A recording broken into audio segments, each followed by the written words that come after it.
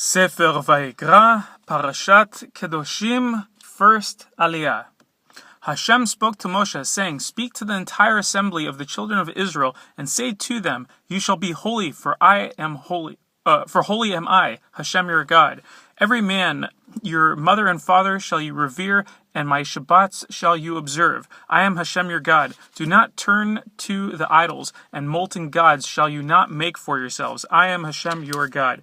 When you slaughter a feast peace offering to Hashem, you shall slaughter it to find favor for yourselves. On the day of your slaughter shall it be eaten, and on the next day, and whatever remains until the third day shall be burned in fire. But if it shall be eaten on the third day, it is rejected, it shall not be accepted. Each of those who eat it will bear his iniquity. For what is sacred to Hashem has he desecrated, and that soul will be cut off from its people. When you reap the harvest of your land, you shall not complete your reaping to the corner of your field, and the gleanings of your harvest you shall not take. For you shall not pick the undeveloped twigs of your vineyard, and the fallen fruit of your vineyard you shall not gather. For the poor and the proselyte shall you leave them. I am Hashem your God. You shall not steal, you shall not deny falsely, and you shall not lie to one another. You shall not swear falsely by my name, thereby desecrating the name of your God.